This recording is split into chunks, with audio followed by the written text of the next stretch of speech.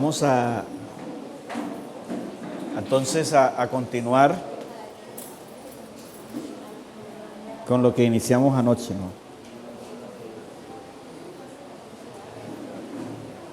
Quisiera que mirásemos el versículo otra vez de Lucas capítulo 9, versículo 23, que fue el que me dieron para que compartieran ustedes estas 3 noches o estos 3 días, ¿no? Que mañana va a ser en el día. Me dieron un versículo y ese versículo tiene la agenda de los 3 días. Es Lucas 9, 23 y Jesús le dice a sus discípulos y decía a todos: si alguno quiere venir en pos de mí, niéguese a sí mismo, tome su cruz cada día y sígame. Entonces, ayer vimos que era negarnos a nosotros mismos. Hoy vamos a ver qué es eso de tomar la cruz. Eso es lo que vamos a mirar hoy. Y mañana vamos a ver qué es seguirle a Él. Pero Jesús mismo dijo que antes de seguirle a Él había que hacer estas 2 cosas primero: negarse a sí mismo, tomar la cruz. Quiero que se reposen en medio de este calor, porque va a ser mi noche más complicada para hablar del tema. Voy a tratar de hacerme entender todo lo posible y que el Espíritu Santo les haga entender a ustedes lo que yo no les sé transmitir. ¿De acuerdo? Entonces voy a hacer todo lo posible por hacerme entender. Ok, vamos entonces a arrancar ahí. Al tratar de entender y aplicar el tomar cada día la cruz, podríamos caer en falsas especulaciones. Podríamos decir aquí: no, tomar la cruz es esto, tomar la cruz es esto. Pero eso podría ser verdad y también no podría ser verdad.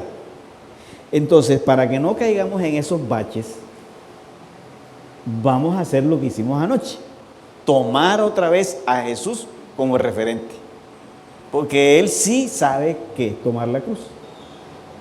Entonces vamos a tomarlo a Él. Y también vamos a mirar algunos escritos paulinos, que Pablo es el que mejor habla del tema en sus cartas. Toda la teología paulina está transversada por el tema de la cruz, porque Pablo se encontró con el Cristo crucificado, a diferencia de los apóstoles, que les tocó sufrir el trauma de la cruz. Pablo no vivió el trauma de la cruz, como ya lo explicamos anoche, que era lo que perseguían los discípulos cuando andaban con Jesús. Entonces, vamos a tomar lo que Pablo piensa acerca de lo que es tomar la cruz. Yo anoche les decía que mi esposa dice que los pastores cuando me invitan corren un riesgo. Y es que los pastores me escuchan, es en la convención de pastores. Y yo con los pastores me siento muy bien. Yo me dedico más que todo a predicarle a los pastores. Y como ellos me escuchan ahí, creen que les voy a predicar igualito a la iglesia. Entonces me invitan y se llevan unos chascos a veces, porque a veces no me acomodo muy bien hablándole a la iglesia directamente. Bueno, pero vamos a tratar de hacer lo mejor posible esta noche. Cuando Jesús habla de tomar su propia cruz cada día, es obvio que se refiere a una metáfora, a una metáfora que encierra un significado que también significó para Él. Eso. ¿Y qué significó la cruz para el Señor? Significó el desprecio de una sociedad que no lo comprendió. Significó la agonía de una oración oída pero no contestada. El Padre lo oyó cuando Él clamaba y llamaba, Él lo oyó. Y en Hebreos dice que Cristo oró al que le podía librar de la muerte. Cristo oró para que fuese librado de la muerte. Y el Padre lo escuchó, dice en Hebreos. Dice que fue oído a causa de su temor reverente, pero no fue librado. Y les digo en esta noche, eso es la cruz también. Oraciones escuchadas y no contestadas. Ya veo que no les va a gustar la cosa. ¿Qué significó para él? El juicio amañado de sus detractores, el escarnio público, el dolor de las agresiones físicas, el abandono de sus amigos más cercanos, el silencio de un padre que aparentemente se ausenta y la presencia de una madre que llora en la cruz.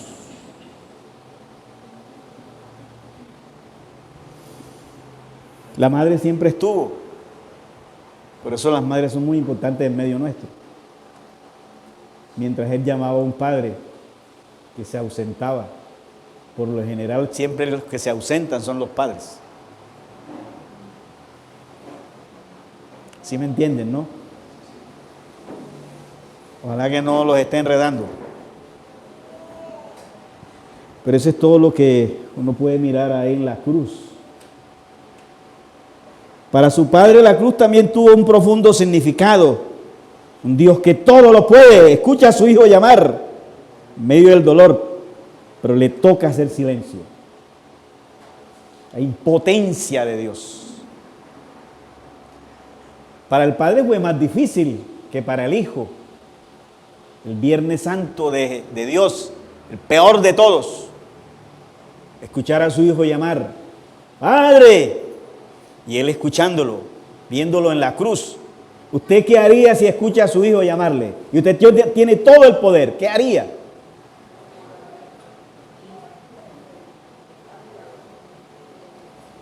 Pero a él le tocó hacer silencio. El Dios que todo lo puede, no puede bajar a su hijo de la cruz. Eso es la gloria de Dios. El que todo lo puede, no puede. Y tuvo que esperar, como cualquiera de nosotros, esperar en la resurrección para volver a ver a su hijo.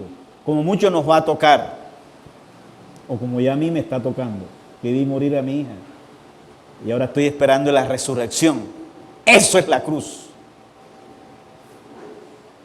A él le tocó esperar 3 días, y un día para Dios es como 1000 años. A él también le tocó esperar. Y quiero decirles en esta noche, no hay domingo de resurrección sin Viernes Santo. Para buen entendedor, pocas palabras. Eso es la cruz. La cruz fue difícil para el Dios que escuchaba a su hijo y le respondía con un silencio. ¿A cuántos de ustedes les han respondido con un silencio? Eso es la cruz. Dios tiene 3 maneras de contestar. Dios siempre oye nuestras oraciones. Lo que pasa es que Él tiene 3 maneras de responder. Diciendo sí, diciendo no y haciendo silencio. Y todos hay que celebrarlos.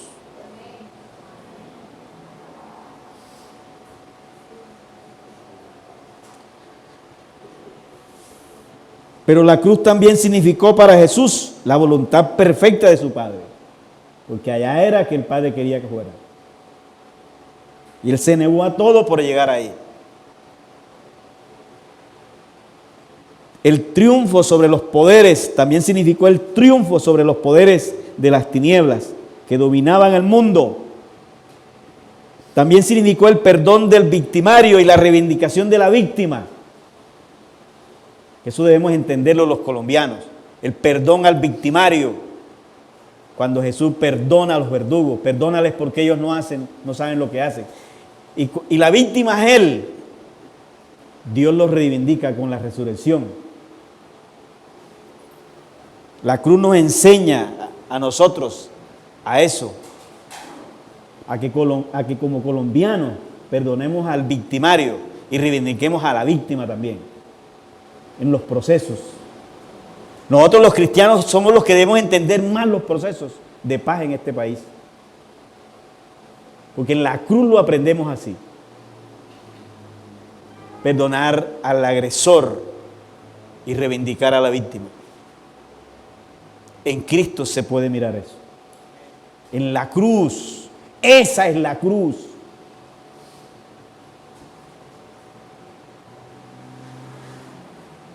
También significó el nuevo camino para la nueva relación con Dios.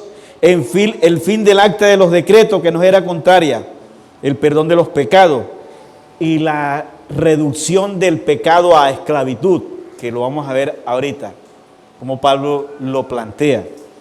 Esto significó la cruz para él y para su Padre. Eso es la cruz. ¿Qué significa hoy la cruz para nosotros, los cristianos? Jesús nos invita a tomar la cruz personalmente. Entonces sí tiene un sentido o un significado diario para cada uno de nosotros.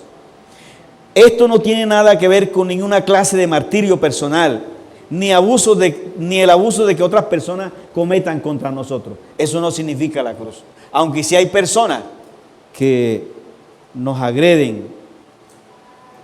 Otra forma de comprender mejor el significado de la cruz es tomar los escritos de Pablo, quien también tuvo un encuentro personal con el crucificado y luego hizo de la cruz su práctica y su mensaje. El encuentro con el Cristo crucificado le dio a Pablo un giro a toda su existencia. La cruz es un tema transversal en toda la teología paulina. El Cristo crucificado es la base de la teología paulina. Cuando Pablo se encontró con el crucificado, le cambió todos sus paradigmas, le cambió toda su cosmovisión, todas sus estructuras. Incluso Pablo que tuvo que crear nuevas metáforas para poder ahora entender al Dios en quien él había creído, para entender ahora a Dios en el crucificado, porque el crucificado cambió toda la cosmovisión de Pablo, como lo vamos a ver al final del sermón. Mire lo que dice Pablo, el significado de la cruz para nosotros. Quiero que leamos en Romanos capítulo 6, en la carta a los Romanos, capítulo 6.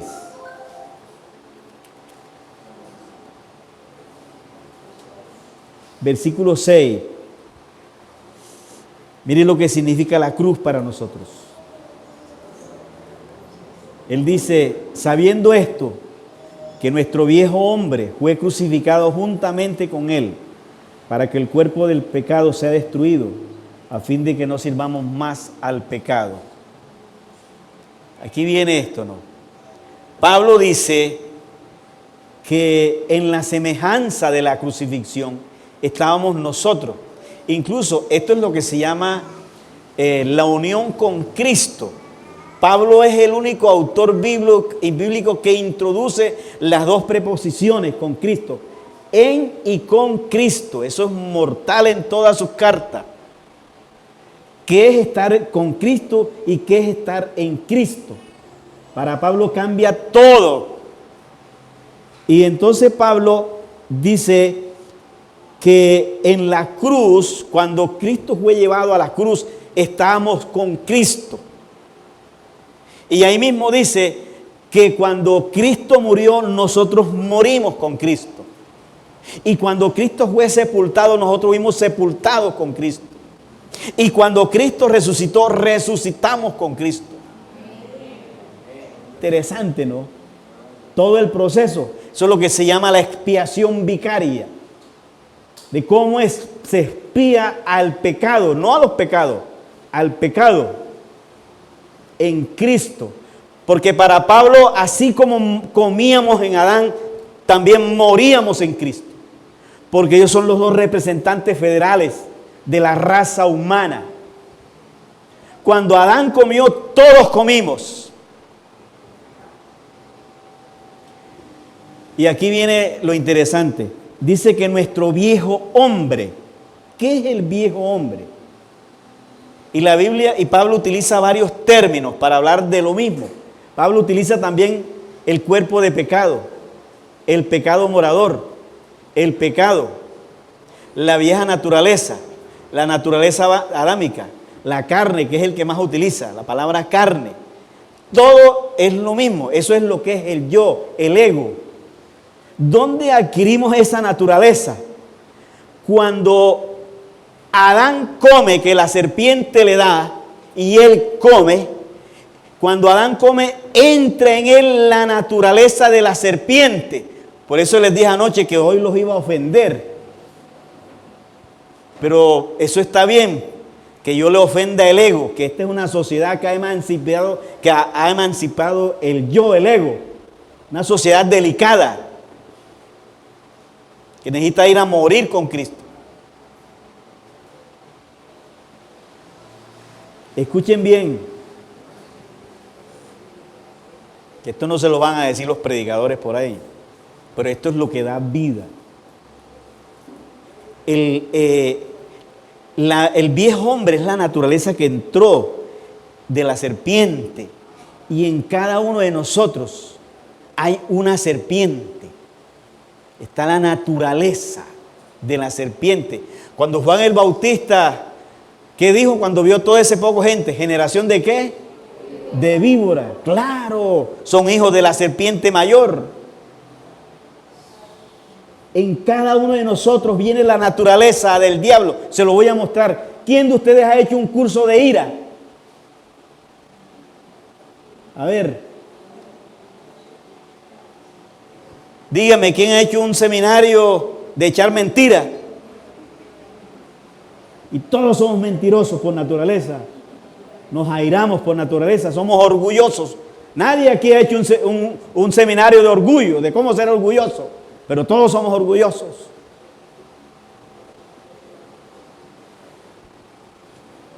Porque eso viene con la naturaleza de la serpiente. Un niño puede ser muy bonito, pero eso es una culebrita lo que está ahí. Cierto que todo cachorrito es lindo hasta una culebra.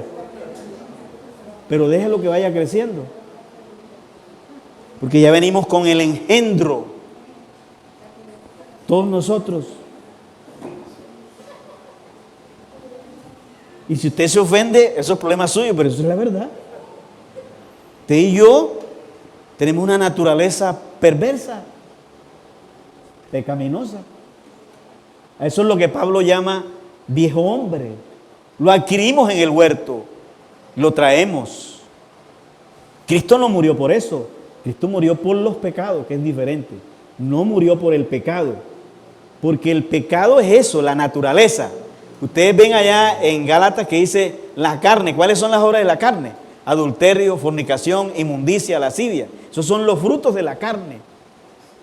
El problema es la carne, no los frutos. El problema aquí no son los mangos, sino el árbol de mango. Porque usted le recoge una cosecha de mango este año y el año que viene usted le recoge otra cosecha. ¿Sí? ¿Cómo acabaría con los mangos? Pues muchando el palo, ¿cierto? Así es, como un muchacho que iba a la iglesia y oraba, iba todas las tardes y una viejita con él y el muchacho se ponía, Señor, quita las telarañas de mi pecado, Señor. Todas las tardes, Señor, fíjate lo que pasó y quita las telarañas de mi pecado. Y la viejita lo escuchaba, arrodillando ahí. Como a la semana, la viejita oró y le decía, Señor, mejor mátale la araña, Señor, mátale la araña.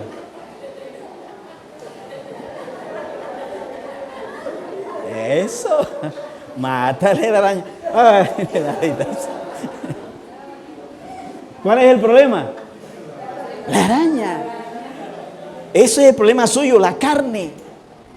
No es que el área de la sexual, es que el área de la conducta, no, es la carne. Ese es el problema. Y ese problema fue el que Cristo vino a solucionar. Por eso Cristo entonces nos toma a nosotros, nos lleva a la cruz, nos lleva a la sepultura y le da muerte a la naturaleza vieja. Y mire lo que pasó. Mire lo que voy a decir ahora.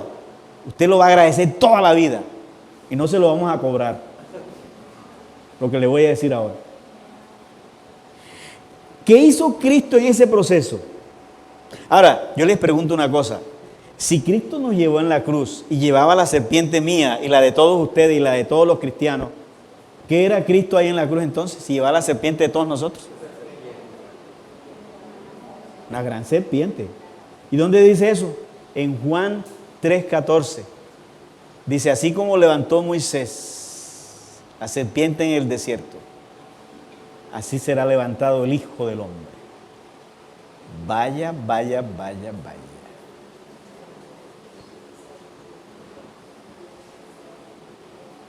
La cruz lo levantaron a Él y nos llevaba a todos nosotros. ¿Cuánto le dan la gloria a Él?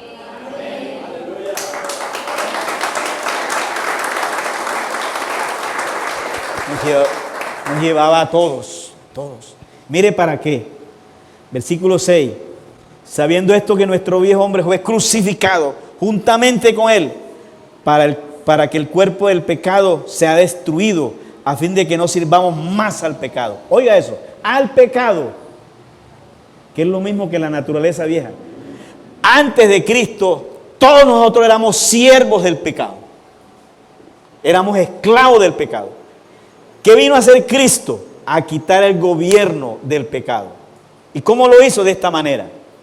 La palabra destruido en griego es katergeo. Ojalá usted se aprenda esa palabra. Repítala conmigo. Katergeo. A ver, katergeo. Podemos hacer hasta un rap de eso. Katergeo, katergeo, katergeo. ¿Cierto? Esa palabrita solamente se encuentra en el Nuevo Testamento 2 veces. Y lo traducen destruido. También se encuentra en Hebreos 2:14. Dice que el Señor destruyó el poder de Satanás. Ahora, esa palabra destruido, que traduce en las versiones estas, no encierra todo el significado. No lo encierra todo. ¿Qué es lo que encierra el significado de katergeo? Un significado muy importante para nosotros. Y es el siguiente. El término katergeo significa reducir a impotencia. Eso es lo que significa. Reducir a impotencia. O sea, esclavizar. Lo que Pablo está diciendo es que Cristo tomó el pecado y lo redujo a impotencia. Y lo esclavizó. Lo hizo esclavo. El que era amo ahora es esclavo. Y se lo entregó a la iglesia así. Para que no reine más entre nosotros. Sino que nosotros seamos ahora el amo del pecado. Y nosotros reinemos sobre el pecado. Para Pablo eso es lo que significa la cruz para el creyente. No dejar que el pecado reine más en nosotros. Y mire lo que él va a decir entonces. Allí en Romanos, seguimos en Romanos 6, sigamos leyendo. Porque el que ha muerto ha sido justificado del pecado. Los católicos, que yo no soy anticatólico, pero ellos utilizan mal este texto. Ellos creen que la muerte es la que justifica, la muerte física. Entonces para ellos todo el que muere, listo, es justificado del pecado y va con Dios. Pero Pablo no se está refiriendo aquí a eso. Pablo lo que está diciendo está hablando es de la muerte al pecado. Y aquí más adelante ustedes lo van a mirar, cómo lo explica él. Entonces dice, el que ha muerto ha sido justificado del pecado. En otras palabras, el que se ha negado al pecado, como lo hizo Cristo. Cristo se negó al pecado, murió al pecado y también murió por los pecados. Cristo sufrió 2 muertes. Murió al pecado y murió por los pecados. Eso es diferente. A nosotros nos toca es morir al pecado, no morir por los pecados. Que no tenemos esa potestad. Y entonces, miren lo que va a decir aquí. Y si morimos con Cristo, creemos que también viviremos con Él. Oiga eso.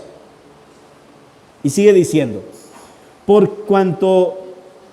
Porque en cuanto murió al pecado, murió una vez por todas, mas cuando vive, vive para Dios. Así también, ¿qué dice? Vosotros. ¿Qué es lo que nos manda Pablo?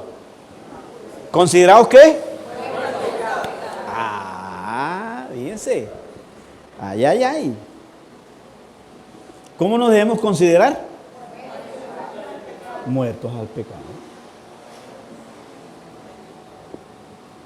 Un muerto no mira a una mujer para codiciarla.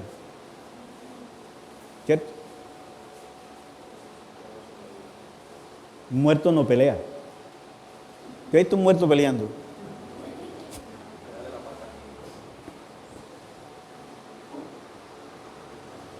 ¿Qué tal si todos nosotros muriéramos al pecado? Sería interesante, ¿no? Ahora yo les digo una cosa. Pablo dice que Cristo destruyó el poder del pecado para que usted y yo nos sirvamos más a Él. Pablo lo que está diciendo es que nosotros somos amos del pecado ahora. ¿Cómo le parece? Una cosa extraordinaria. Ya usted no es, como dice un hermano, que nosotros somos santos pecadores. ¿Dónde dice la Biblia eso? Santo pecador, ¿cómo así? No, la Biblia dice que nosotros hemos muerto al pecado. O sea, ya el pecado no se enseñorea más de nosotros. Yo les quiero, aquí les digo en esta noche a ustedes pecan porque ustedes quieren. Pero ya el pecado no es el Señor de ustedes. Miren lo que Él va a decir aquí. Así también vosotros consideraos muertos al pecado, pero vivos para Dios en Cristo Jesús, Señor nuestro. No reine pues, parece paisa, ¿cierto? Porque ese pues ahí no hace nada. No reine pues, o sea que esto es para los paisas. Oiga eso, no reine pues el pecado en vuestros cuerpos mortal, de modo que lo obedezcáis en sus concupiscencias. ¿Quién es el que no lo va a dejar reinar? A ver, ¿quién? Hombre, diga yo, ¿cierto? Yo soy el que no puedo dejar que el pecado vuelva a reinar. Porque Jesús mismo que dijo, el que hace pecado, esclavo es ¿qué? Del pecado. Entonces no nos hagamos otra vez. Si ya Cristo nos liberó, nos hizo libre, yo no puedo tomar esa decisión de que el pecado otra vez reine. Y mire cómo lo debemos evitar. Ni tampoco presentéis vuestros miembros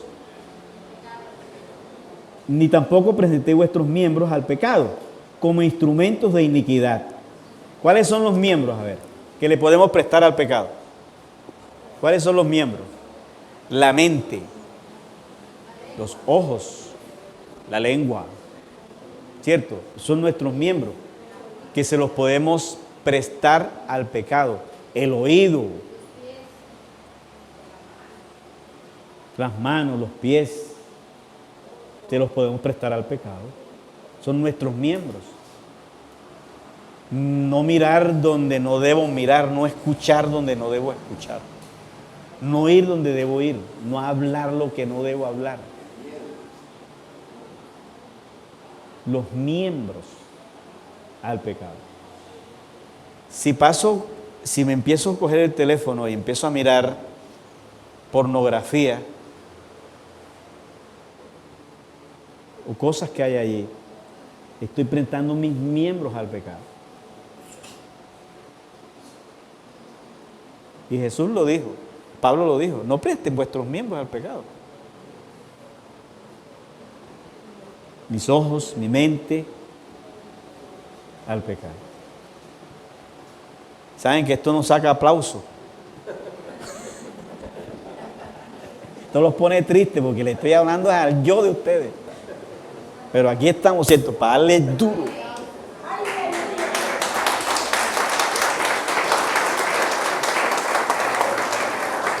Es que estamos hablando con ustedes, con el ego. Nosotros tenemos una culebra allá adentro. Te toca una culebra y ahí enseguida. Todos nosotros enseguida. ¿Qué fue? Por eso ve que David dijo, mas yo soy gusano y no hombre, en el Salmo 22:6. ¿Por qué dijo David que mejor era gusano y no hombre? Porque David conocía ese gusanito que parece un tren, que usted lo toca y se enrosca, ¿cierto? el único mecanismo de defensa de él es enrocarse y quedarse quieto. ¿Cómo le dicen ese gusanito por acá? No, ese en pie, no se meta con él. ¿Cómo es? Chililín. En la costa le dicen chinchilín. Usted lo toca, chililín, sí. Ahora miren, usted toca un chinchilín y él se queda quietecito. Pero si usted toca una culebra, ¿cómo hace?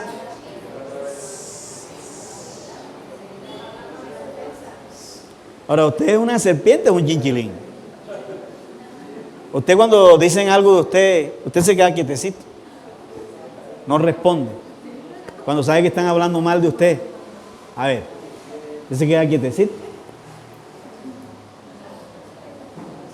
O se arma.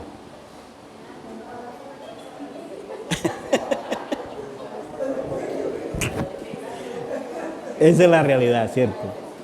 Esa es la realidad. Eso es lo que son. Y Pablo dice, no presten.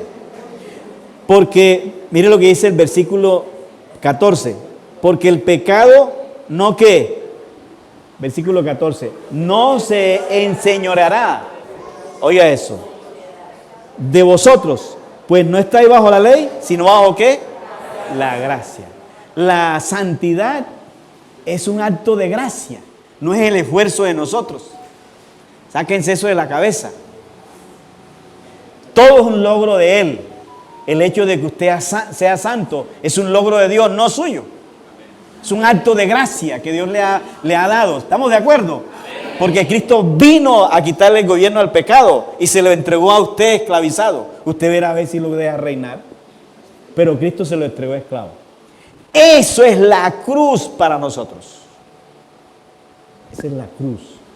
Y ahora nosotros tenemos que tomar diariamente la decisión de que el pecado no reine más en nosotros. Esta mañana fui a dar clase. Yo soy profesor de seminario. Fui a dar clase esta mañana a Río Negro, unos alumnos. Se llama la clase el liderazgo transformacional. Estaba presentando a Cristo como el líder transformacional más trascendental en la historia. Y llegamos al punto de la tentación. ¿Cómo manejó Cristo la tentación? El manejo que le dio Cristo a la tentación. Y yo estaba diciendo que una cosa que hizo Cristo no fue no dialogar con el tentador. Que Eva sí lo hizo, dialogar con el tentador. Y eso sí es grave. Cuando tú dialogas con el tentador, porque el tentador te logra meter en el laberinto de él, así como lo hizo la serpiente con Eva. Cristo le dio 3 respuestas a Satanás y hasta fue descortés con él. Pártate de mí, Satanás. Eso. Y es que con el tentador hay que ser a veces grosero y descortés, como lo dije anoche, ¿no? Para podernos quitarlos de encima. Usted no puede ser cortés con el tentador. El día que sea diplomático, va mal. Si en la empresa donde usted está hay una persona que le está llevando el café cada rato y portándose muy bien con usted, mucho cuidado con esa empatía.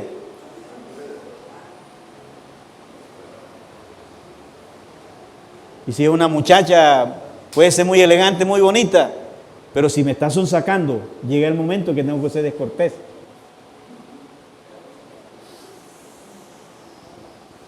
Y le digo en esta noche, de la persona que usted menos debe confiar es de usted mismo.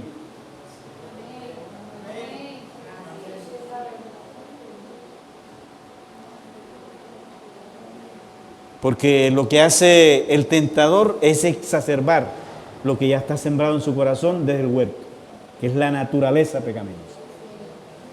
Así que hay que tener mucho cuidado. Por ejemplo, los varones que están aquí, ¿cómo es tu nombre? Anderson. ¿Eres casado? Ok. Vamos a coger a Anderson por delante. ¿Tienes hijos? Ella. Por ejemplo, si viene una muchacha de Anderson y le dice, Anderson, anoche soñé contigo.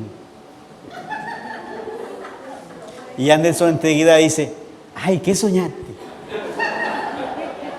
Perdidito. Perdidito. Porque ya usted está dialogando con el tentador.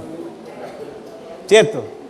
Y entonces la muchacha le dice, no, Arde, lo que pasa es que a mí tú me gusta, porque, no sé, me gusta la gente así como tú. Y entonces Arde dice, no, pero tú no ves que estoy casado, que ya tengo una hija. Yo le pregunto, ¿por qué tiene que dar explicación? Cuando usted da explicaciones, porque quiere algo. ¿Cierto que así es? Al tentador no se le dan explicaciones. Y muchas veces hay que ser descortés con él. Hay que ser hasta grosero. Fíjese que Jesús le dijo a Pedro, apártate de mí, Satanás. Era su amigo, porque es mejor perder un amigo que nos lleven a ser infieles. Amén. Y yo lo decía esta mañana en la clase con ellos.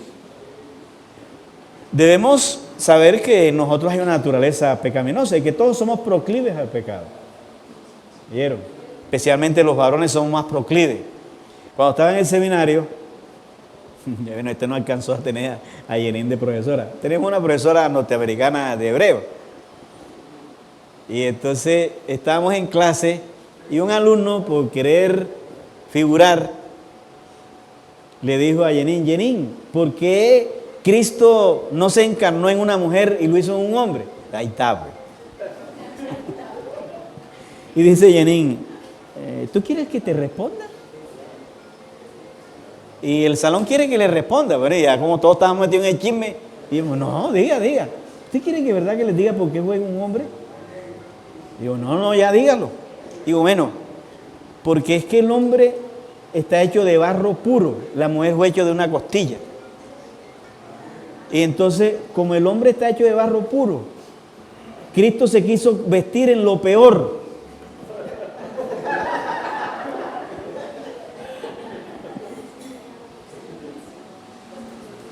Dice, porque el hombre, el varón, es más proclive al pecado que la mujer. Y Cristo se quiso vestir ahí mejor, en lo peor. Digo, bueno, vuelve a preguntar, pues. Y es la verdad.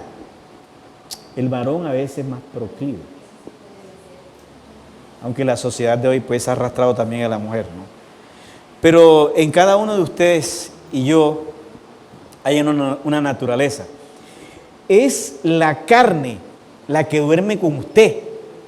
O sea, el enemigo suyo no es el diablo, no es el mundo, es usted mismo, la carne. Ella duerme con usted y como lo dije anoche, apenas se levanta y pone los pies en el piso, ¿qué le dice la carne? ¿Para dónde vamos hoy? ¿Qué tiene que decirle usted? Vamos a la cruz, a morir con Cristo. Porque el único remedio de la carne es la cruz. No hay otro remedio. Es la cruz. Y por eso Pablo dice, crucificado juntamente con Cristo. Y como el versículo que anoche citamos, Pablo dijo, con Cristo estoy juntamente crucificado. Y ya no vivo ¿qué? Yo, sino que vive ¿quién? Cristo en mí. Por eso cuando el pecado tocaba a la puerta de Pablo, ¿quién salía a responder? ¿Pablo o Cristo? Cristo, porque Pablo ya no vivía, vivía Cristo. Eso es la cruz. Les quiero decir algo. Ahora estaban cantando el coro.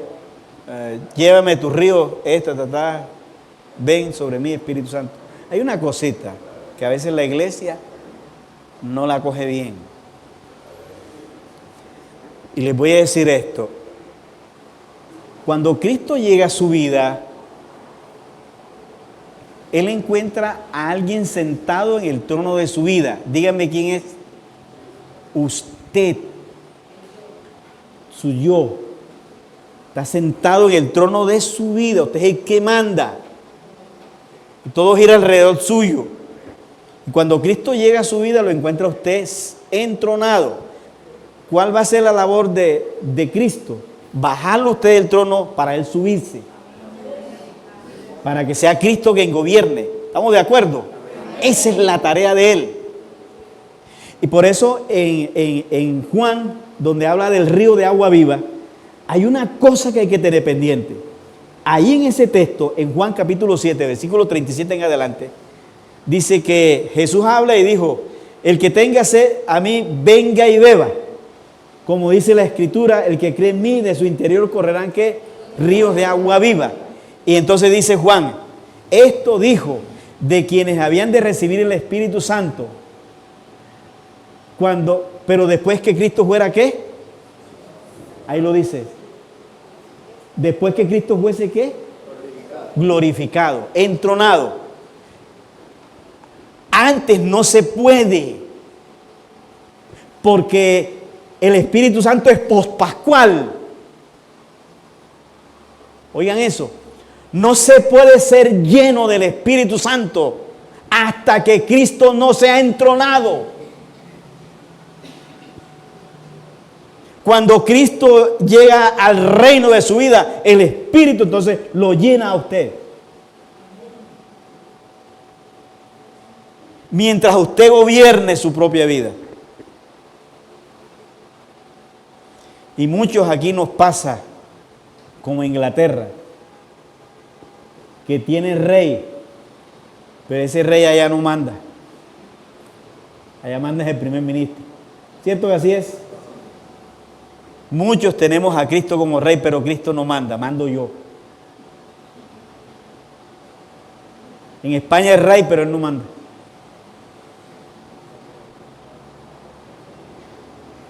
Dejemos que Cristo reine. ¿Estamos de acuerdo? Amén. Dejemos que Cristo reine. Esa es la cruz para nosotros.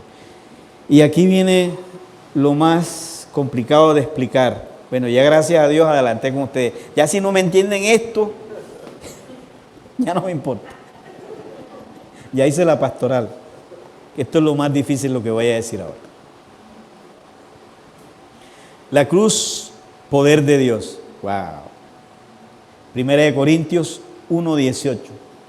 Pueden proyectar ahí. Pablo habla de la cruz de Cristo como poder y sabiduría de Dios.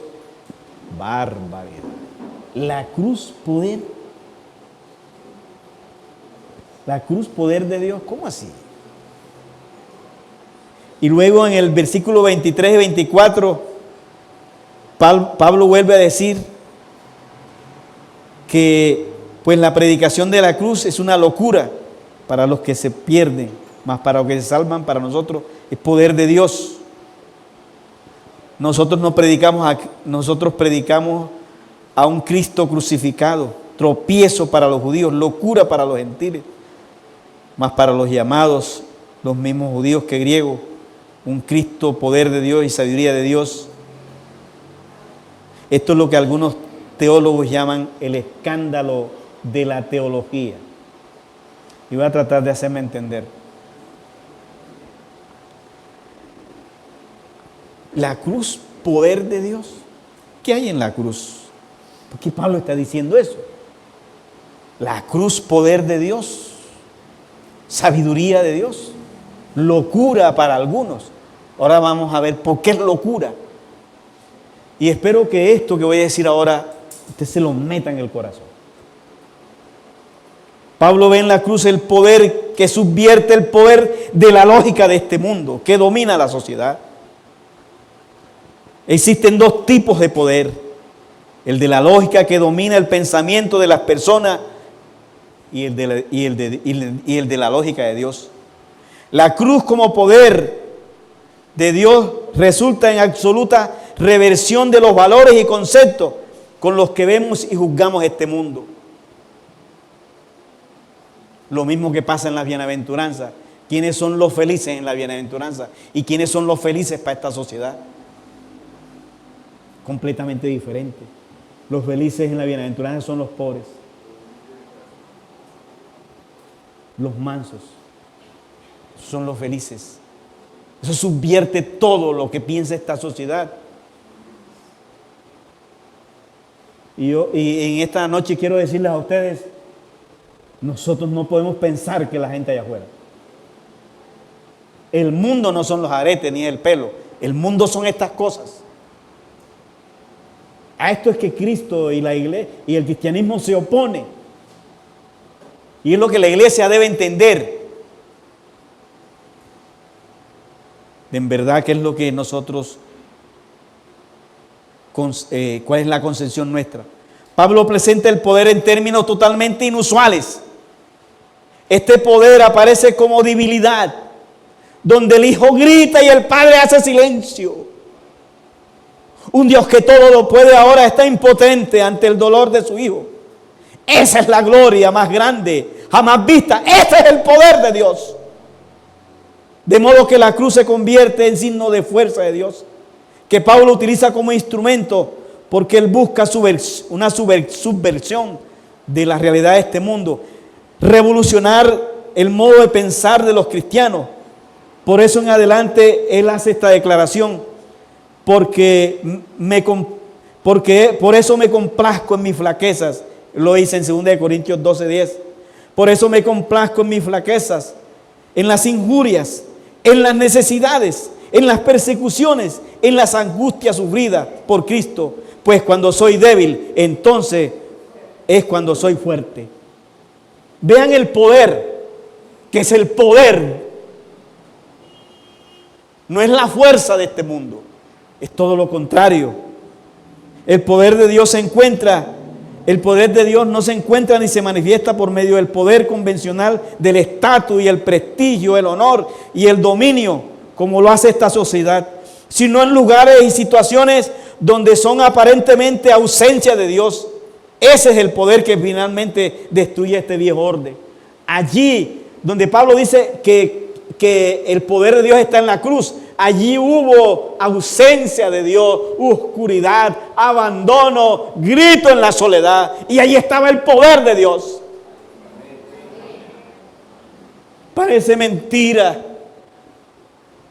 pero parece que donde hay una señora que ora, que no es muy significante para la iglesia o para la sociedad, que quizás pasa necesidad, pero es una persona que tiene comunión con Dios, aparente debilidad, pero ahí está el poder de Dios.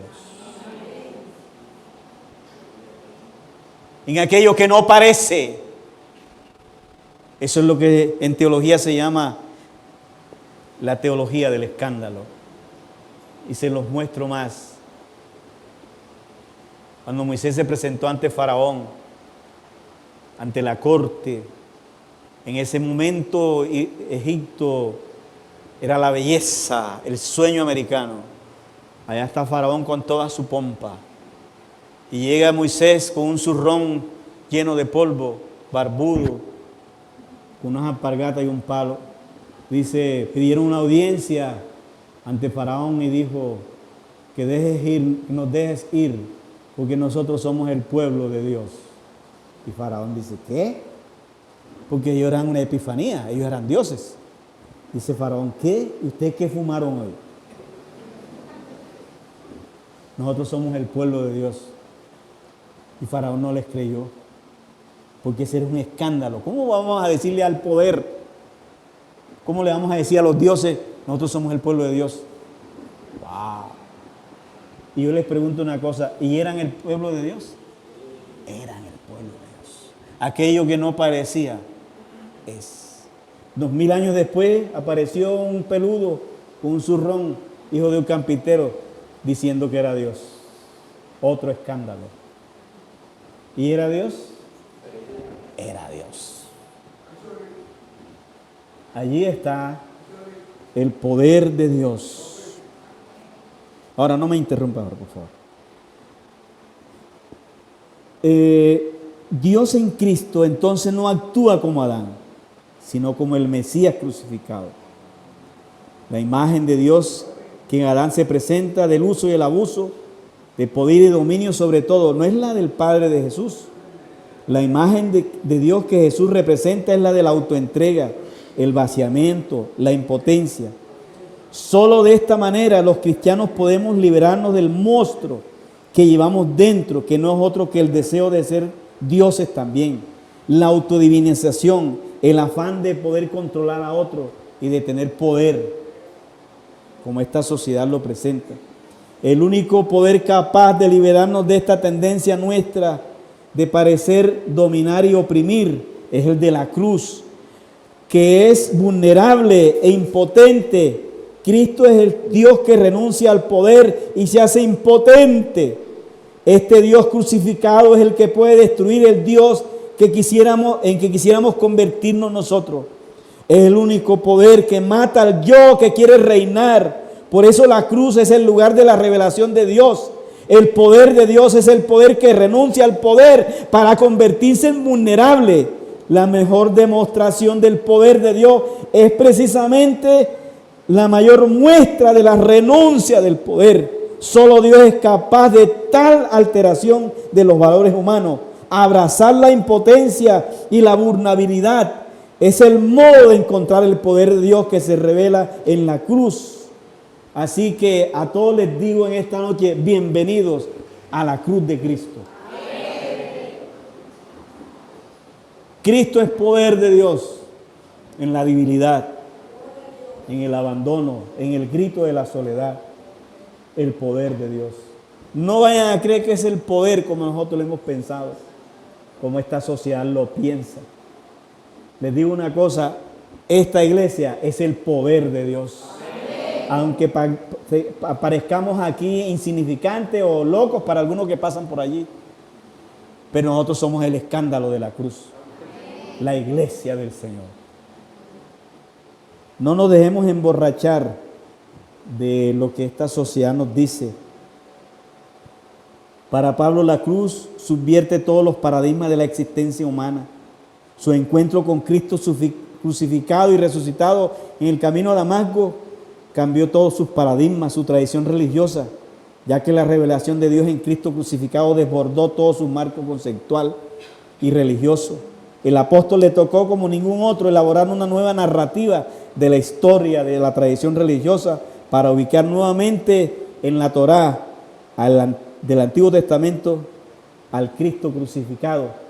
Le tocó inventar un nuevo marco conceptual para meter al crucificado, porque el crucificado desbordó todo el pensamiento de él, todo lo que él pensaba. Algo similar ocurrió con las imágenes que tenía de Dios, ya que no le servían los modelos que tenía para comprender la novedad revelada en la cruz. Al Dios que se reveló en la cruz desbordó sus modelos y metáforas.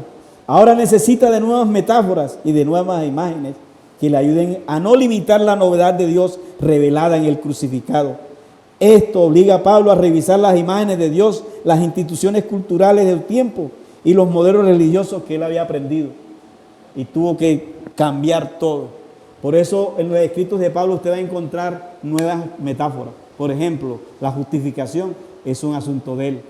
La adopción es una metáfora de él. Por ejemplo, también la reconciliación. Y Pablo introdujo unos nuevos conceptos. Por ejemplo, Cristo, el misterio revelado, bendiciones celestiales, adopción, justificación, sentados con Cristo, muertos con Cristo, resucitados con Cristo, crucificados con Cristo, completos en Cristo. Para Pablo entonces, la cruz revierte todos sus conceptos. Y termino con esto. La cruz para nosotros también subvierte toda nuestra forma de pensar. En la cruz encontramos a un Dios que renuncia a todo por amor a nosotros. Y en el Hijo sufre el dolor de la ausencia por amor a nosotros. Pablo entonces dice, porque Cristo crucificado es poder de Dios, pero poder que subvierte el poder de esta sociedad, que es diferente. Por eso nosotros como iglesia, cada día lo que buscamos es ser como nuestro Señor Jesucristo. Una iglesia, lo vuelvo a repetir otra vez, una iglesia no es grande cuando tiene mucha gente. Una iglesia es grande cuando sus miembros se parecen al Señor Jesucristo. Que Dios les bendiga a todos.